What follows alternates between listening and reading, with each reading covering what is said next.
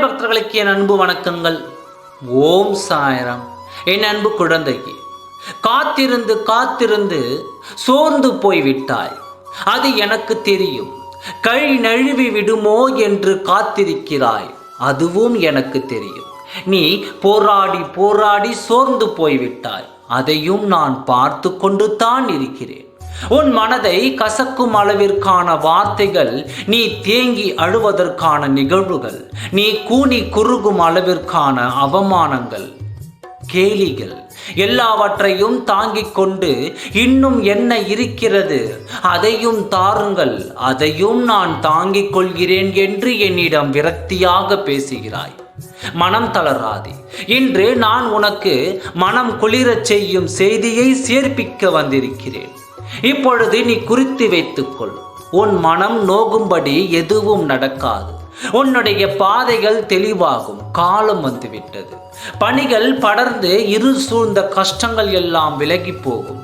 உன் மனம் நொந்து போன விஷயங்கள் எல்லாம் இப்பொழுது உன் மனம் மகிழும்படியாக இனி ஒவ்வொன்றாக நிகழும். நீ என்னிடம் கேட்டுக்கொண்டிருப்பதை நான் உன்னிடம் தருவதற்கு நான் வெகு நாட்களாக காத்து கொண்டிருக்கிறேன் என்றால் அதை புரிந்து கொள். நீ கேட்பதை விட அதிகமாக பெறுவதற்குத்தான் உன்னை தயார்படுத்தி கொண்டிருக்கின்றேன். ஒருவன் பாலத்தில் தொங்கிக் கொண்டு கடவுளே காப்பாற்று என்கிறான். கடவுளோ நீ கீழே குதி, நான் உன்னை காக்கிறேன் என்கிறான். அவனுக்கோ அதில் நம்பிக்கை இல்லை. மேலும் வேறு யாராவது இருக்கிறார்களா என்று கேட்கிறான். மேலும் கடவுள் இப்பொழுது என்னிடம் சரணடைந்து விடு, நான் உனக்கு தேவையானதை செய்கிறேன் என்கிறான். அவன் கூறுகிறான், நீ முதலில் இதை செய், அதற்கு பிறகு நான் உன்னிடம் சரணடைகிறேன் என்கிறான். இதற்கு காரணம் அவன் கடவுளை நம்பவில்லை.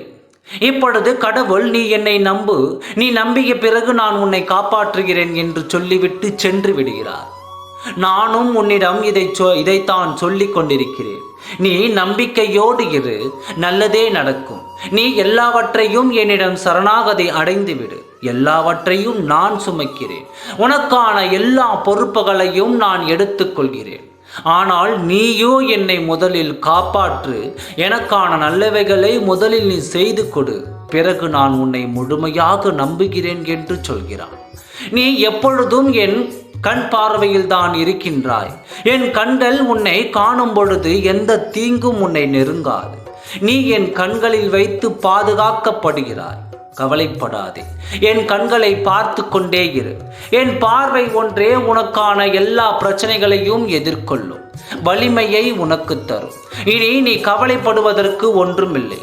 இது நாள் வரையிலும் உன் கர்ம வினைகளின் பலனைத்தான் கஷ்டப்பட்டு கொண்டு அனுபவித்து இருந்தாய். அவர்களின் தீவிரம் வெகுவாக குறைய ஆரம்பித்து விட்டது. இனி எல்லாம் மாறப்போகிறது. நீ சந்தோஷமான வாழ்வை வாழப்போகிறாய். எல்லாம் மாறப்போகிறது. நீ சந்தோஷமான வாழ்வை வாழ்ந்து காட்டப் போகிறாய். உனக்கானவை எல்லாம் உன்னை தேடி வரும். நம்பிக்கையோடு இரு, நல்லதே நடக்கும். ஓம் சாய்ராம். நன்றி, வணக்கம்.